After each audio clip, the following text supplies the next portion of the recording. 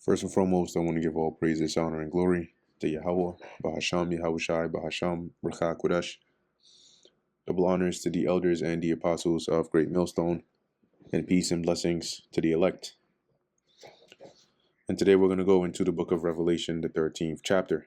And I stood upon the sand of the sea, and saw a beast rise up out of the sea, having 7 heads and 10 horns. So at this point, John, right, which is on that island of Patmos, he's describing as he's seeing this vision. It looks like the body of water next to him.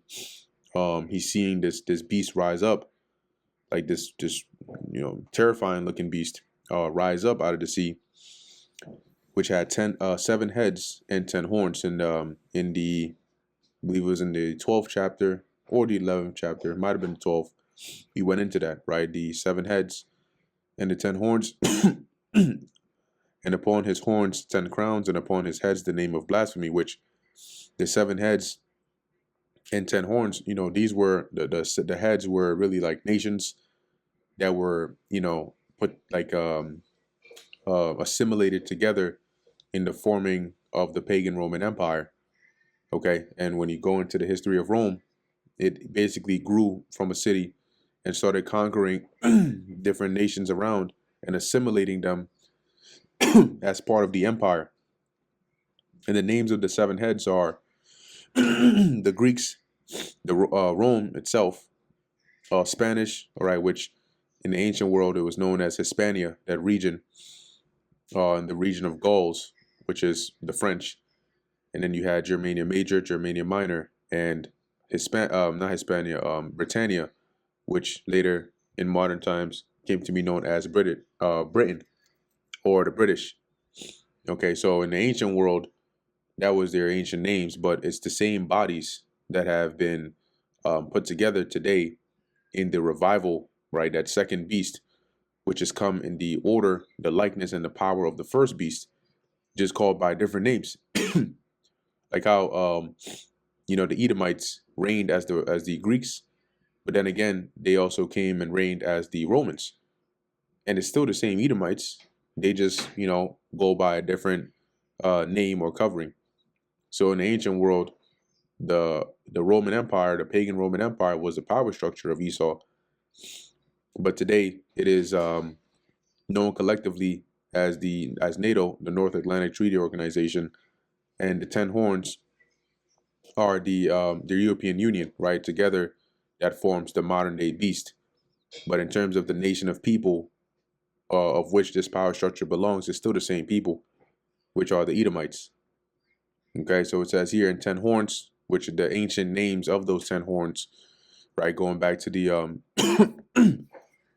the Germanic tribes, which eventually, as we went into in the, I believe it might have been the previous chapter, dealing with the, or the 11th chapter, or the 12th, can't remember exactly which ones, but dealing with the 10 horns, which became an extension of the Roman Empire, but they were within the empire. Okay, they were more like vassal states.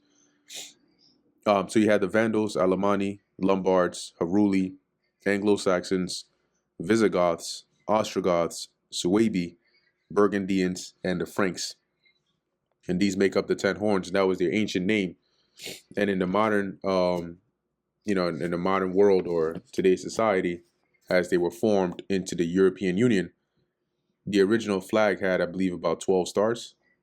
But in actuality, when you look at it, 4 of those stars really should be 2, because the stars represented the nations that were a part of the EU at the time.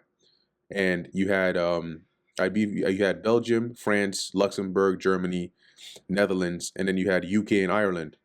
But really, they're part of the same body, right? That should be 1. So those are 2 stars that really should be combined into 1.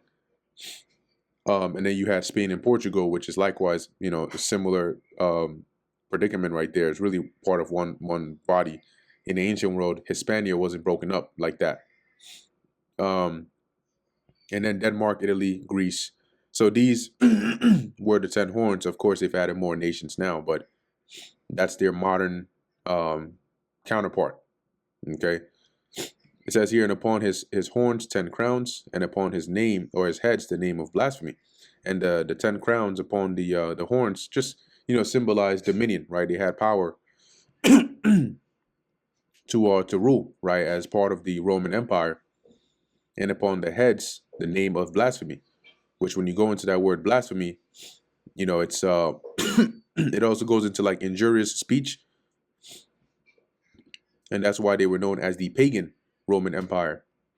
Slander, detraction, speech injurious to another's good name, impious and reproachful speech injurious to divine majesty. So when you look at the way they lived their lives, right, they deified themselves. In fact, they had something called emperor worship in Rome. The Roman imperial the Roman imperial cult is what it was known as. Was a state-sanctioned political religious system that honored emperors and their families, often deifying them after death. When you deify somebody, you make them a god. After death, to foster unity, loyalty, and divine authority across the empire. Originating under Augustus, a combined Hellenistic ruler worship with Roman traditions, often focusing on emperor's genius, which is their spirit, rather than direct worship of a living person. So once the person died, then they would deify them, right? So that now that they're dead, they would reverence them as a god. So these were things that they were doing back then. All right, that's an example of the blasphemy. Not to mention the many of the other things that they're guilty of. It says, "And the beast which I saw was like unto a leopard," and verse 2 describes really the body, right, which is the beginning and the end, right, from the beginning of the beast to its end. So it says here, the beast I saw was like unto a leopard, and that was the beginning of their power or their reign. The leopard goes back to the Greeks, okay, starting with Alexander the Greek, which began the major kingdoms or the dominion of Esau, Edom on earth, right, as the Greeks. And then you had the Romans, and then eventually, right, as time goes on, you have the second leg of the Roman Empire. But let's go to that real quick in the book of Daniel, the 7th chapter. And here Daniel sees a vision of different beasts which represent different world empires that would come up into power and reign for a period of time. And so dealing with the second, the third beast, which is the Grecian Empire, it says, "After this I beheld, and lo, another like a leopard, which had upon the back of it 4 wings of a fowl."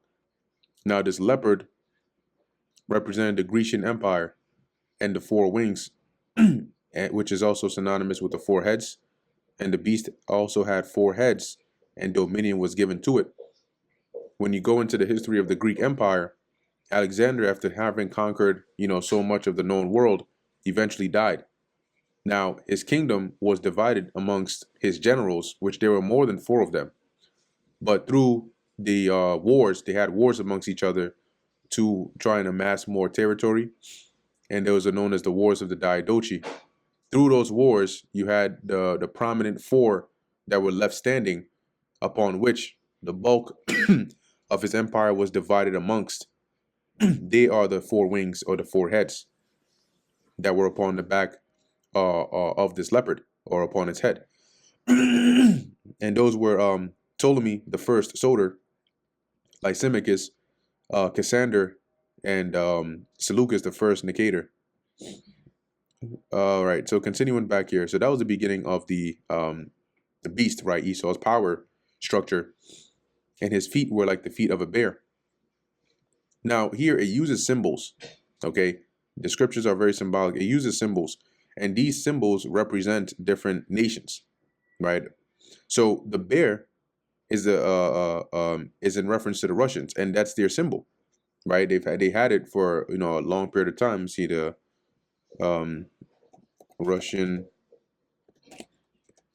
emblem of a bear.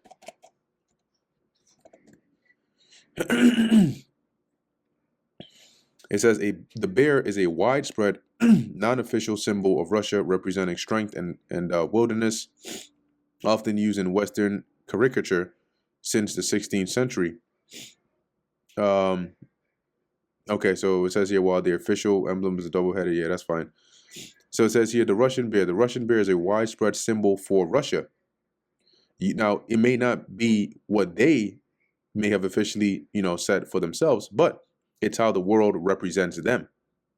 Okay, so it says here, used in cartoons, articles, and dramatic plays since as early as the 16th century. See, so that's symbolic, right? When they represented them in, as it says, cartoons or articles, they would represent them as the bear. And that wasn't by coincidence, because of all animals, why the bear? So when it mentions here the feet of this beast was as the feet of a bear, once again, Russia was not a part of the beast. It's not a part of the beast. So why is it mentioned as the feet of the beast? Because when you go from the head or head to toe, right, like the saying goes, you start from the head and you come down to the toes, right? When you look at Daniel, the 2nd chapter, the dream Nebuchadnezzar had, the timeline started from the head and went down to the toes. So that statue, which represented the different empires that would reign in the world, was in succession of time, one that would reign after the other. And when you started with the head and then the midsection, the arms, and then the legs, and then the toes, eventually the stone came and broke down those toes, right? Likewise here, the bear is likened as the feet, because the bear, being Russia, is what's going to bring about the end of the beast in this Third World War. Okay, so that's why Russia is likened as the feet, or the ending of this bear, of this beast, because they're going to be a part of, one of the main portions or adversaries that will be used to come against this beast power structure in the last days. And his mouth as the mouth of a lion, which the lion represents Great Britain, or for the period of time that they came and they ruled, and that was their symbol as well, the lion. Let's type that in here. The emblem of Britain, lion. Right, it says here, the lion is the primary national emblem of England, representing courage, strength, and royalty, dating back to the 12th century. The emblem consists of 3 gold lions, or quote, quote, leopards in heraldic terms, but it's really lions, on a red background. Established by Richard the Lionheart, Richard I, it appears in royal arms on national team kits and symbolizes the British monarchy. See that? Which was rule, right? Sole rule. So the lion represents here Britain. And the dragon gave him his power and his seat and great authority. Okay, and so the power of this beast, which in in their in the ancient time, we know once again was a pagan Roman Empire, which got its power from Rome, right, itself. Now, as the beast revived, once again, they still draw their power from the ancient pagan Roman Empire. This new beast system was established upon the principles of the Roman Empire. That's why there's a lot of similarities between Rome, or let me say America today, which is the heart of this modern day beast system, and ancient Rome, which was the heart of the ancient beast system. Okay. It says, and his seat and great authority.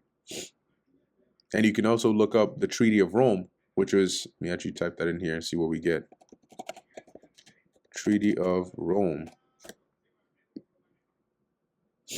It's not by coincidence that, Roman numerals are used here, right? Certain Latin terms. If you deal with exercising or bodybuilding or whatnot, a lot of those terms that you use, they're Latin. Okay, latissimus dorsi and your gluteus maximus and all that. What language is gluteus maximus? Is a term from Latin, right? The Capitol Hill, okay, your coliseums, your stadiums, your theaters, amphitheaters, all of these things go back to the time of the Roman Empire. Even your holy days and all of those, they go back to the Roman Empire. So it's literally a system built on the blueprints from the Roman Empire. Treaty of Rome signed on March 25th, 1957 by 6 European nations. The Treaty of Rome established the European Economic Community, which is a part of the beast, creating a common market and customs union. Its purpose was to promote peace, which really is the contrary, economic prosperity, and ever closer union through the free movement of goods, people, services, and capital. Okay. So, going back to Revelation chapter 13, verse now in verse 3. And I saw one of his heads, as it were, wounded to death. So you had 7 heads, right? And it says here, I saw one of his heads, as it were, wounded to death, and his deadly wound was healed, and all the world wandered after the beast. The head that was wounded unto death was Rome. Okay? Because eventually you had, remember, the pagan Roman Empire, it lasted for a while, but then they had a transition period. Okay, but you had the end of the rulership of the Edomites, okay, as the Romans, which ended with what's this guy's name, Domitian. And Second Esdras, the 11th and 12th chapters go into that. That's why there were 12 feathers.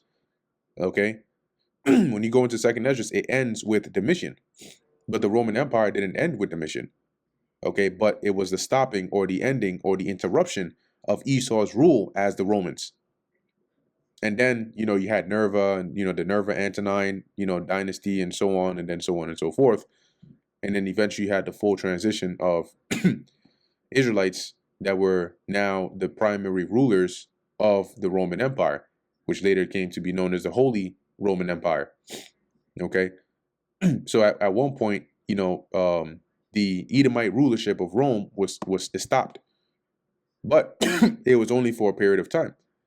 So eventually that deadly wound, which was them being taken out of power, that's also in Revelation, the 20th chapter, was healed. Because for a period of time, they were now, not only were they taken out of power, they were actually subjected, right? The Lord slapped a seal of subjection upon them, and they were subject unto us, not able to rise up or usurp authority against us for that period of time until they were healed. And that was during the Renaissance era, also known as the rebirth, which was them, the Edomites, coming back up into power, as they started to take down the Moors and basically take over everything that Jake had set up.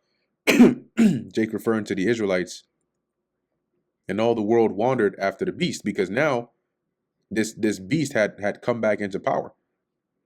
Okay, so after they had gone down, they suffered that period of 1,000 years, under servitude. And then I'm not talking about the kingdom, I'm talking about during the Dark Ages. And then they came back into power. They came back better than ever, so to speak. And then they continued at that point with their powers, right? The French, the British, the Spanish, and then continued to expand and expand and expand from there, to the point where they got to a state where the world was now wandering after the beast. All right, as this new, power structure set up as a blueprint, okay, for the world to follow. And let's go into that word wonder, because that's when you started to have, through this joint reign that formed the beast, you started to have new, economic breakthroughs and certain things that were, it made the world wonder. Okay, militarily as well, right? To wonder, to marvel at, to be had in admiration. And that's what, when you read here, the Treaty of Rome, right, and you read, as it says, that this would promote peace, right, economic prosperity, and an ever closer union through free movements of goods, people, services. This was to change the way the world was used to running under this formation of this beast, and it will cause the world to wonder.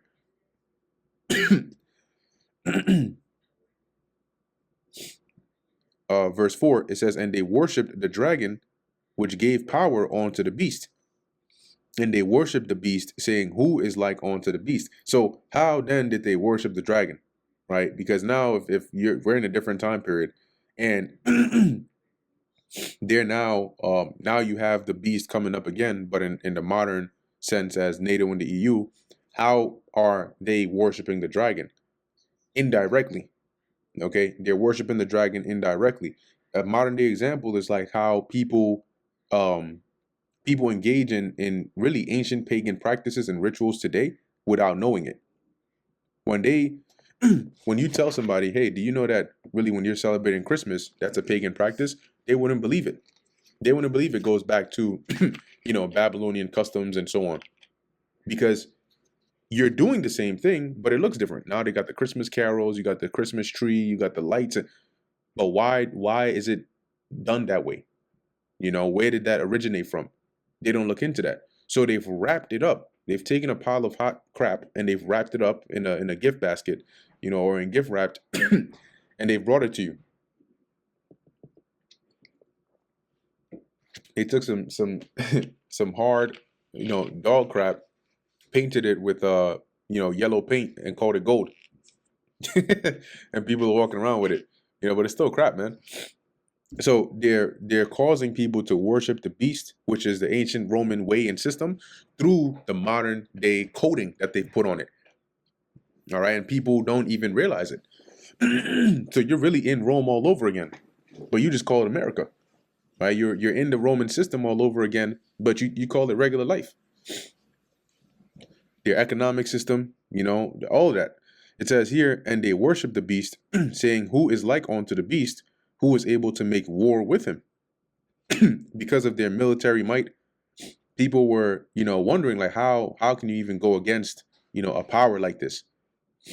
Now, as we read through here, there are times when it mentions the beast, and it's in reference to the beast as a whole, that unified structure.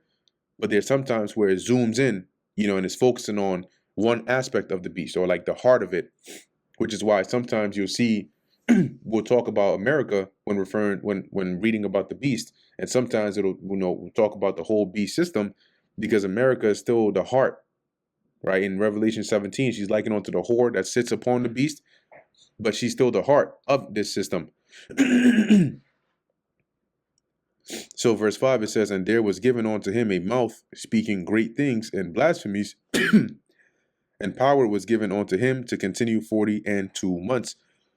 And that's what you see, right? You see that proud, energy that they spew forth, speaking blasphemies. We went into that. Now, if they're coming in the power of ancient Rome, why do you think it says that they spoke blasphemies? What did the first beast have on his head? Name of blasphemy. So what is promoted here? An ungodly spirit, okay, and an anti-Messiah lifestyle. Then these are all part of the great things and blasphemies that were spoken. Now they've reached a point that they become proud, thinking that through their technology, they can now challenge God. Saying things like, we don't need the God of the Bible anymore. He's old. He only was able to do and create organic things. We can now create the inorganic. We can now hack. Humans are now hackable creatures. And they're doing this, also going back to 2 Thessalonians, they have that God complex. They want to sit in the seat of God and oppose all that is called God. And power was given unto him to continue 42 months. So who gave him that power? That power that was given unto him was from the Lord. And that 42 months is the period of 350 years. When went into that in Revelation 12 and in Revelation the 11th chapter. And this was mainly power to over Israel, right? Power to put us in captivity or subjection under them, which was that 42 months or that 350-year period of us being in slavery under them.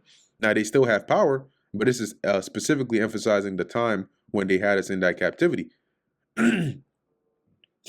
Verse 16, it says here, or Salakia, verse 6, and he opened his mouth in blasphemy against God, to blaspheme his name and his tabernacle and them that dwell in heaven. And that's why today, that's a part of the deception that they went about to deceive. When you go to Revelation 20, it talks about that they were loose for a short season to deceive the nations. So they blasphemed the Lord, one in crossing out his son. Revelation 11 talks about that, where also our Lord was crucified.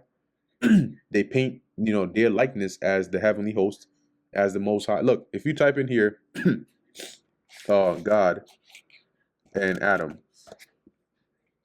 this is what you're gonna see. This, you see that?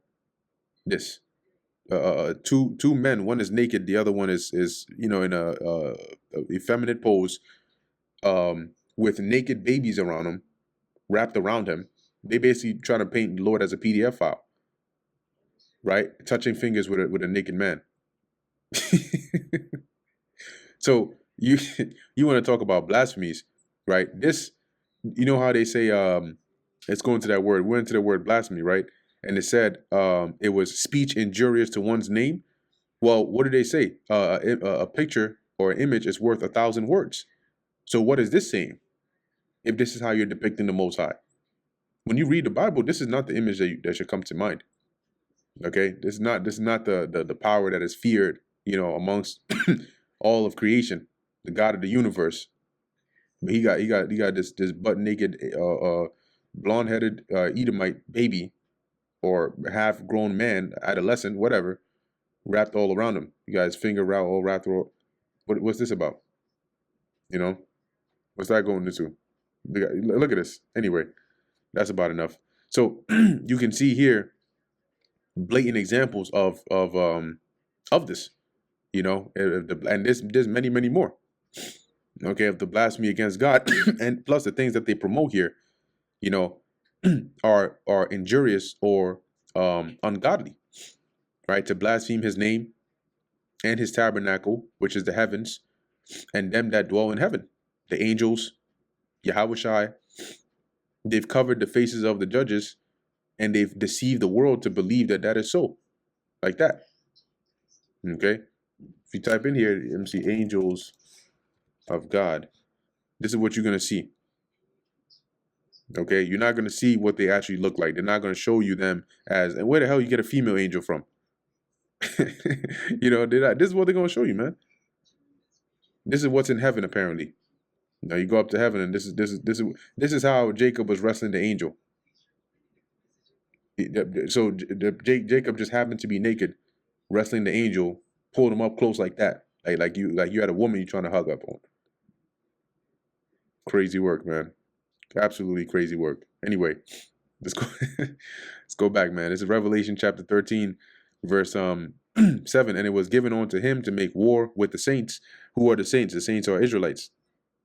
So remember how I mentioned here that he was given power to continue 40 and 2 months. They had power in that time to make war against us, to come against us, to the northern kingdom, which were here in the Americas already, right? They made war with them against the Gad, Reuben, and subjected them. And then they came to the parts of Africa where we were, and they made war against us, and then subjected us. And as it says, and overcome them. And that's how we became, basically brought under bondage for that 40 and 2 months. And power was given him over all kindreds and tongues and nations. Yeah, and that's why they're the ruling power today, because it's their time to rule, right? When you go back to the Nebuchadnezzar's vision, that's that defeat. And all that dwell upon the earth shall worship him, whose names are not written in the book of life of the Lamb, slain from the foundation of the world. So those who are not written in the book of life of the Lamb are those that are not of the elect. Okay, and they're gonna worship him, right? They're gonna bow down to the beast. They're gonna follow whatever is pushed by this man and by his system, because they don't have the spirit, in them to resist it, because their names are not written in the Lamb's book of life. Verse 9, if any man have an ear, let him hear. That's a spiritual ear, right? Meaning those that have their spirits open to be able to understand and receive. He that leadeth into captivity shall go into captivity. He that killeth with the sword must be killed with the sword. So if you look at what we just read here about power to make war with the saints and overcome them, who led who into captivity? We were led into captivity of Esau. And so he must also go into captivity, and not just him, but the rest of the nations. It tells you that in the Apocrypha. Hath not, yeah. In the book of Maccabees. First Maccabees 2 and 10. And I'm gonna actually start up at verse verse 8. And this was after the temple was, completely um, you know, d- ransacked, brought down. It says, her temple during the reign of the Greeks. Her temple is become as a man without glory. Her glorious vessels are carried away into captivity. Her infants are slain in the streets. Her young men with the sword of the enemy. This is referring to Israel or Jerusalem. What nation hath not had a part in her kingdom and gotten of her spoils? See, because all nations have at one point or another had us under them, under their rule. And so they're also going to go in captivity. He that killeth with the sword must be killed with the sword. Well, who has done the most killing with the sword? Who, when you go to the book of Revelation, the 6th chapter, what was the description of the red horse? Okay, right here. Revelation 6 and 4, and this is dealing with Esau. And there came out another horse, which was red, and power was given to him that sat thereon, to what? To take peace from the earth, and that they should kill one another, and there was given unto him a great sword, and that was his blessing. Okay? So he that killeth with the sword must be killed with the sword. And he has shed the blood of the saints. Revelation 18 goes into that. So guess what? Their blood is going to be shed too.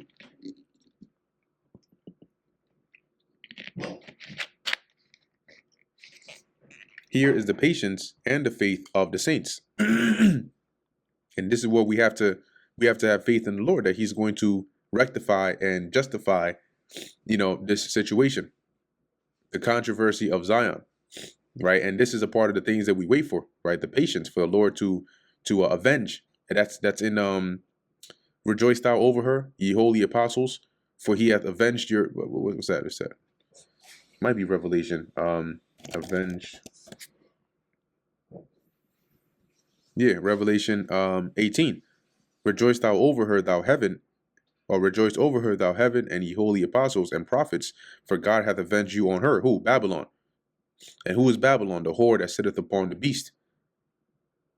Verse 11, it says, and I beheld another beast coming up out of the earth, which is really the same beast, just coming up in a different time.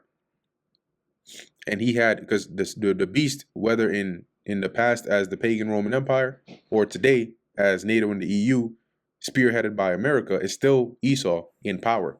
He's just calling himself a different name in a different time period. It says here, and coming up out of the earth, meaning rising up into power.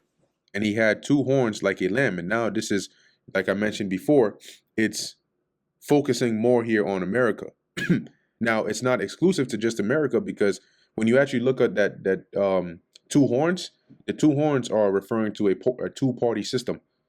Okay, and that two-party system, once again, we mentioned that this beast got his power from the dragon. When you go back to ancient Rome, they also had a two-party system. Okay, with the plebeians and the patricians, and before they had the emperors, which was like a sole rule, you had two consuls that each had equal power to veto one another. So oftentimes you would have what's called a deadlock, where if one consul, which represented the plebs, and the other, which was for the more on the aristocrat side, if one wanted to pass legislation, for example, that would only benefit one side, the other would veto it, and vice versa.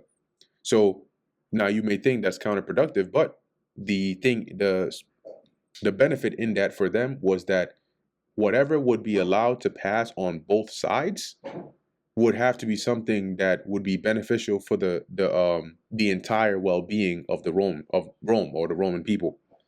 Because then, one side would be, all right, you can't just say this is just for your side or just for my side, right? This is for the whole, for everybody. So basically those would be the kind of legislations that would pass through without being vetoed. But they still had that two-party system. So here, this beast coming up out of the earth, which had two horns like a lamb, which is dealing with America, the two horns are the two-party system.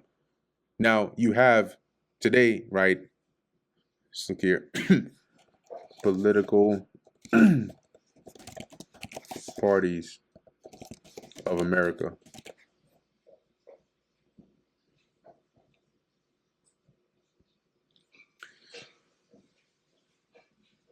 So yeah, I don't know why this. Whenever I try to pull up an image, it always says does this. But let me see what they have here.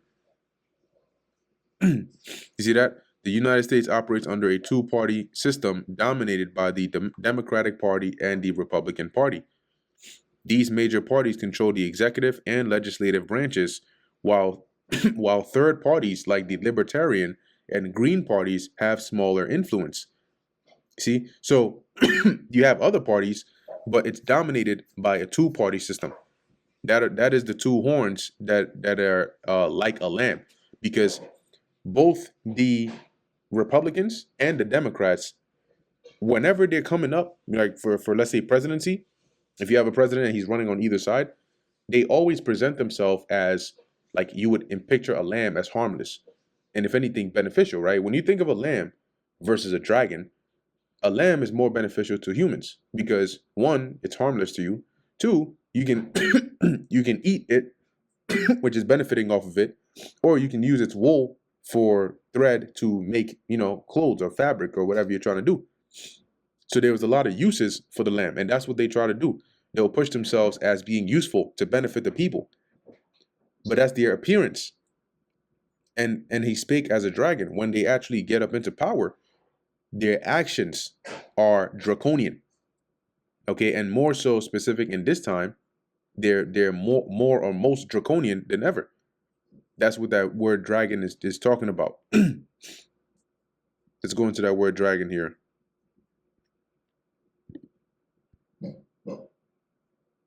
Dracon. It says a dragon, a name for Satan. Let's see what else they have here. Probably from the alternate form of Dekomai. But the word dragon here is going into more of draconian, right? Not necessarily just a great serpent here, because serpents don't speak.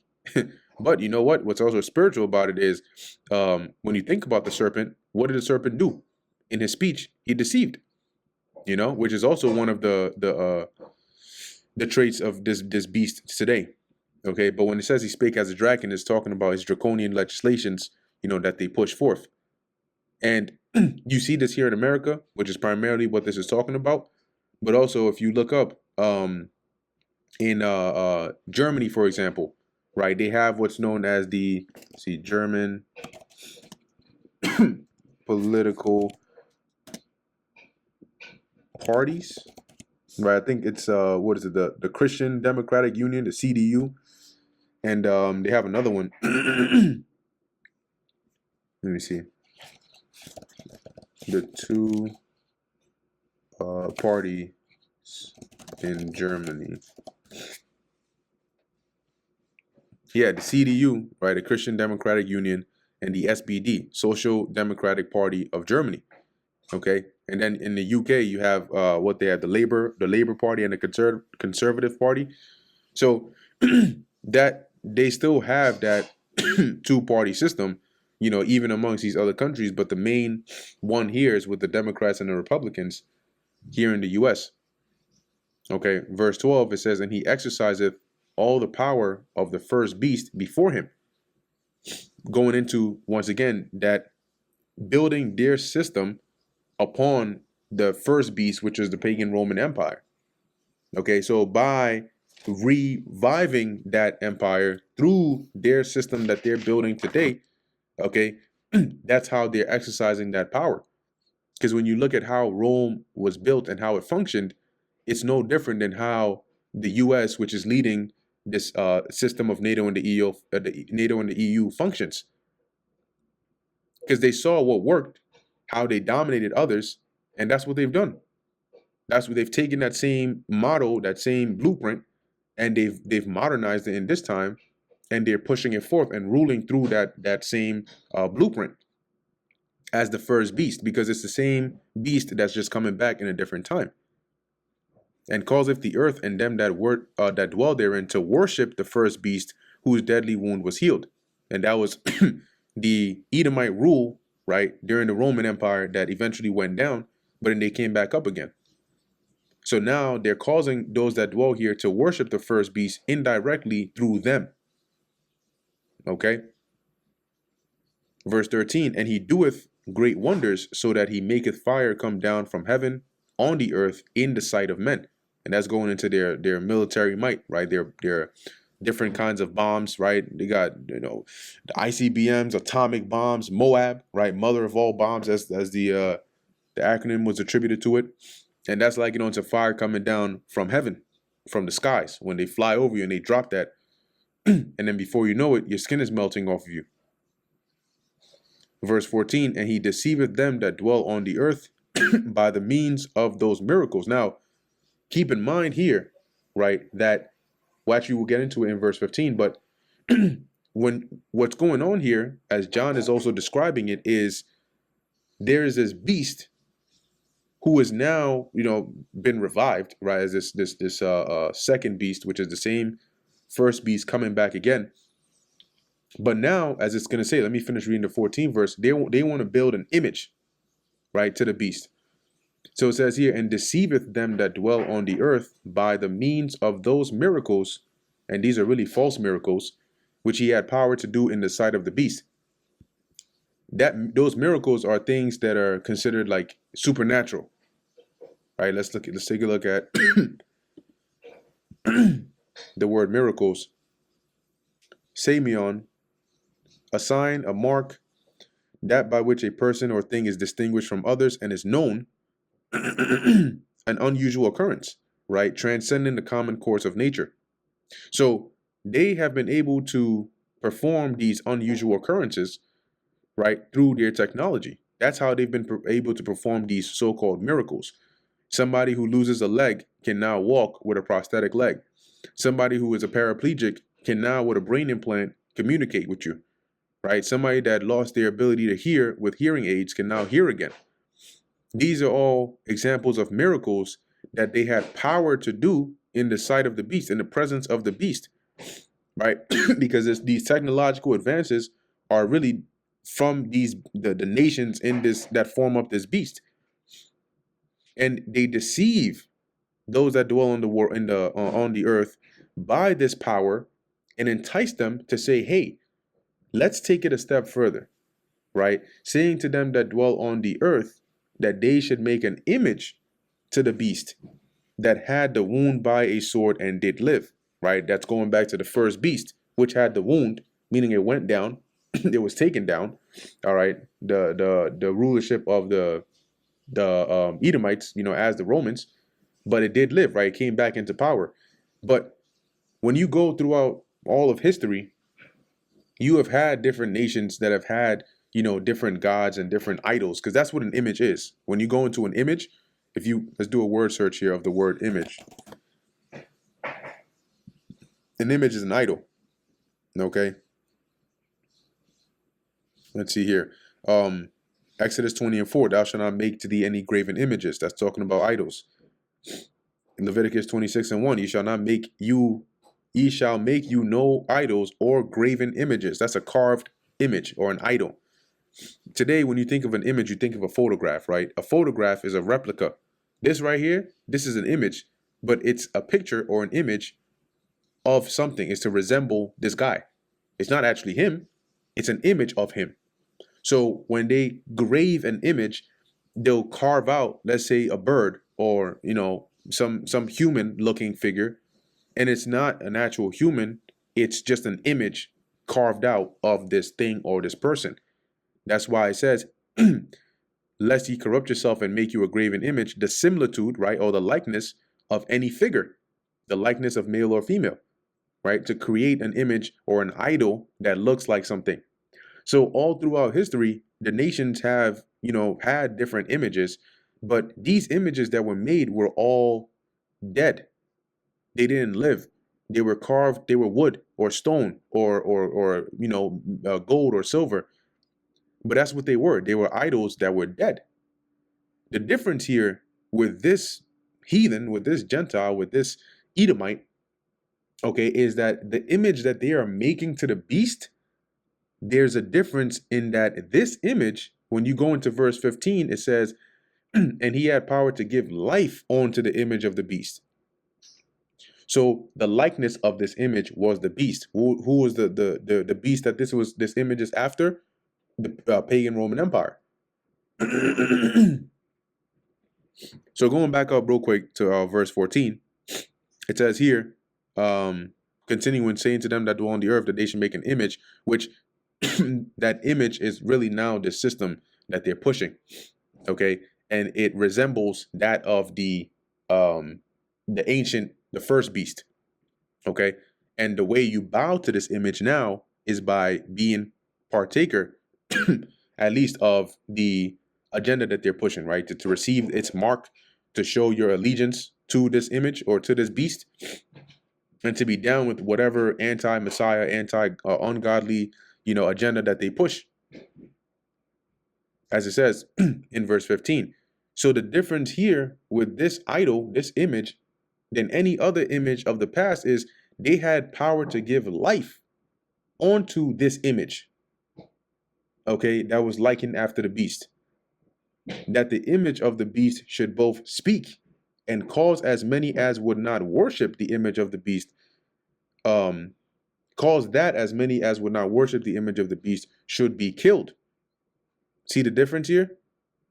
So now we know like the image is going into the system, but what is different now than the way that because all the other, ancient empires, they had their idols and they had a certain things that came along with that, right? Like, for example, Molech, you had to sacrifice onto him. You had to cause your children to go through the fire. You had to do certain things to show your worshiping of that image, right? Today, they've taken this system, and what you see them doing now is they're not just, implementing, your regular laws and, they're doing that too, right? But that's not the only thing they're trying to do. As they're pushing further to cause humanity to worship this image through the deception, through their miracles, through their technology. Right now, they've shifted gears into this whole AI and so on, which is all playing into their power to give life to the image of the beast. Okay, they're using this modern technology to revive that beast and to basically cause the world to succumb to it. So before you know it, you're now in a system where if you don't have this MARK inside of you, you're X'd out from society. You can't access or live in society. It's like today, if you want to live, you got to have a social security number. You got you got to have an ID. How are you going to go get a job if you don't have an ID or a bank account? How are they going to pay you? How are they going to verify who you are? Whenever you go to get a job, they always ask for certain identification documents, passport, a state ID, something along those lines, a bank account. How are you going to get your check or your money? And if you don't have a job, you can't make money. If you can't make money, how are you going to have a place to stay? So you see, all these things are intertwined. This is a transaction-based world, a transaction-based society. So they're now trying to automate life through technology, through artificial intelligence, through this technology that they're pushing forth. But this isn't a godly life. This is a life that is built upon worshiping the beast. It says here that the image of the beast should both speak and cause that as many as would not worship the image of the beast should be killed. So anybody that was not down with the things promoted in the system, you would be basically blocked out of society. And they're going to take it to the extent where they will make it seem as though it's not just that, oh, you're just somebody who wants to live off grid. No, you're a threat. Okay? And you need to actually be either put to death or rounded up and thrown into some camp somewhere, never to see the light of day again. They're going to push that. Okay? And it's going to be harder to escape their eyes as they're now shifting from human labor to artificial intelligence, to where you can't escape. Like, a good example is, if you haven't seen the movie Mercy, go and even just watch the trailer. You'll get an example of how, rigorous and inescapable this technology can become. But that's what they're using. Okay, verse 16, it says, and he causeth all, both small and great, rich and poor, free and bond, which is talking about everybody. And the word causeth, when you go into the Greek here, is poeo, which is, let's go into that. It doesn't mean that everybody's going to receive it, but he's going to cause all. It says here, poeo, to make, to produce, to make ready, or to prepare. So right now they're preparing, or they've really prepared the world And it's just a matter of time before whatever, that powder keg is triggers the push of this mark that we're about to read of upon everybody, which is mainly the known world, right? The people that are going to be greatly affected by this all over, because that's what they're doing, right? They're first making the whole world more technologically advanced. They're trying to introduce, this interconnected system everywhere, so that way it's easier to cause all, right, both small and great, rich and poor, free and bond, to receive this mark.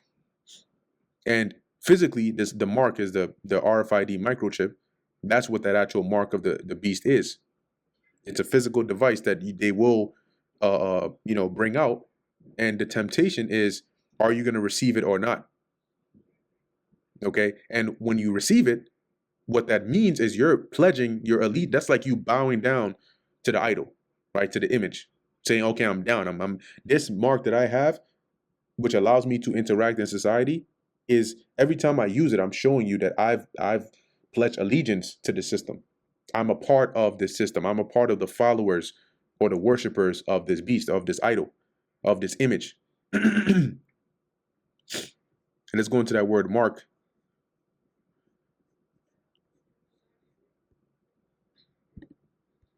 In the Greek here, it's charagma, right? Or charagma, which here says a stamp or imprinted mark, a mark branded upon horses, a mark stamped on the forehead or the right hand as the badge of the followers of the anti-Messiah, which is not only one anti-Messiah, it's multiple anti-Messiahs. Okay, but you can see here it says a scratch or etching. This charagma is dealing with an incision. Okay, it's something that they're going to insert subdermally under your skin. So it's not something that's just stamped, because when you look at even a branding is not surface level, or else you could just wash it off. A thing carved or graven is etched beyond the surface. So you're in this case you're going subdermal. Now let's look at that root word for charagma is charax, right? A pale or stake or palisade. And this is the tool, what is going to be used to create that etching. If somebody wanted to carve something into a tree, they would need like a knife or something very sharp and rigid to be able to cut beyond the bark and make that etching. Okay, so likewise, this here, it would be like a pail or a stake that you would use to cut beneath the surface. Even if you're just like stamping it into the ground, you're going beyond the surface. And the modern day Karax is going to be the needle that they use in order to to pierce past your skin to create that incision and then push that device in there. Let's see.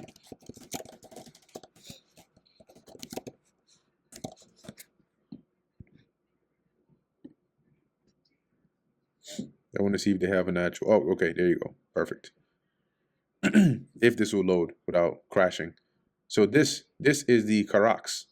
Okay, the act of this cutting in that skin is the incision, the making of the incision, or the charagma. And the thing that they're going to put in there is the MARK. Okay, the MARK is what they're actually going to put by this thing into your body. That's the new direction things are going in, subdermal technology. And it says here, right, the root word now of Karax is, I believe this is grapho. Yeah, grapho, which here says to write with reference to the form of letters, right? To write with reference to the contents of writing, and it's basically information, right? It says here to write to one, i.e., by writing, to give information, directions. Okay, so that's information. Now, the way this device actually works on a realistic level, this little thing right here is filled with billions of transistors, right? Tiny, tiny, tiny, gates and electrical, circuits that actually run.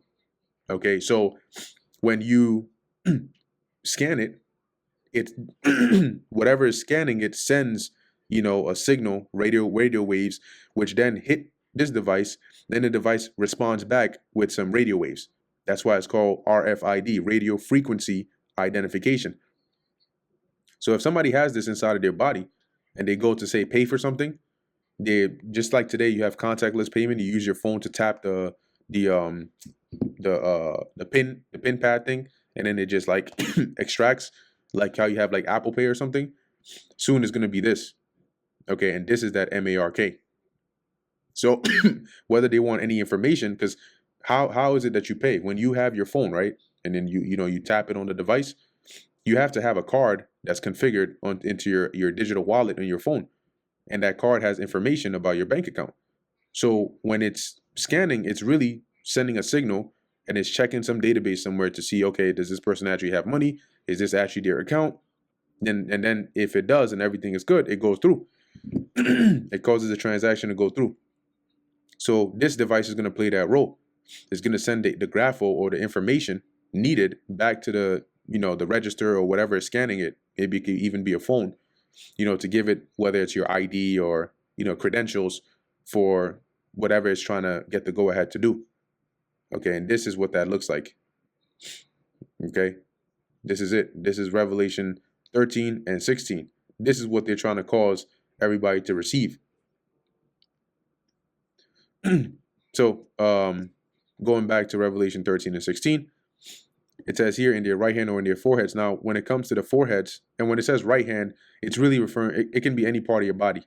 All right, but the right hand is, most people are right hand dominant. Okay, and so when John saw this, most people, he saw the common folk would receive it in their actual hand. That's the conventional place. But you also have people that receive it in their foreheads. It's not talking about your forehead as in this bare skin. You can't fit anything here. It's referring into your brain. These are called brain implants. And when they scan it, they would scan your actual forehead, because they're not going to scan the top of your head. The clearest path from outside of your body into wherever you got this brain in, wherever you got this implant in, is where they're going to scan from. Some people might have, they might cut some hair off the side, and maybe they've implanted it through there. they might scan through there, but the forehead is referring to the brain implants, and the hand is referring to the regular, implants. And mainly the brain implants would probably be for like people that have, some that are like have the Neuralink, some that are paraplegic, or some that have some defect that this is supposed to fix. But for the most part, the main thing is going to be to allow you to function in this transaction-based society. That is the power in this MARK. So this beast is going to cause everybody to try and receive this. It says here, and that no man might buy or sell, save he that had the mark. So if you don't have this mark, you can't buy or sell. Now, okay, that might not mean anything if you were not living in a transaction-based society, but you try something, right? You try clearing out your bank account and try to live for 2 months or 1 month or 3 weeks or 2 weeks. You try living for 2 weeks without any money and see how you're going to function. You're going to realize very quickly how everything in your life is transaction based. Even things you don't think about. Okay? When you go to charge your phone, you're using electricity. If you don't pay your electric, whoever, Con Edison or whoever you're paying, you're not getting electricity. So now you can forget about all your technological devices. Now, even if you had electricity, you're not paying Verizon or whoever you're using, you're not getting internet. And if you don't have internet, forget about it. You want to go from point A to point B? If you have a car, okay, that's cool. What happens when you run out of gas? You need to buy gas, right? You need to get your oil changed. If you're trying to go from point A to point B and you don't know where it's at, you need to use a GPS. The GPS requires internet, right? And wherever you're trying to go, more often than none, you're gonna need to make some transaction over there. Okay? If you go somewhere and there's no parking, you got to pay for parking. That's money. Everything in this society runs on money. It's a transaction-based society. That's why the rich have power, because more doors are open for them, because everything is transaction-based. The more transactions you can make, the more power you have. The fact that you need to pay bills just to survive tells you that your lifeline is based on the transactions you make. So if they tell you that if you don't have this MARK, you cannot buy or sell, they're basically telling you can't live in this society. It says here, or the name of the beast or the number of his name. And the name of the beast or the number of his name are the associations with the beast, which really comes through taking his mark.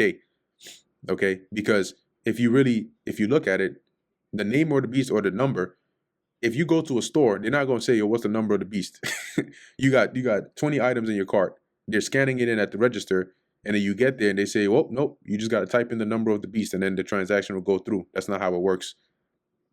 Okay, the name and the number is the things that are associated with this beast, but you got to take the mark before you can actually buy or sell or be a part of society for that matter. Verse 18, it says, here is wisdom, let him that hath understanding count the number of the beast, for it is the number of a man, and his number is 666, and that's 666. Okay.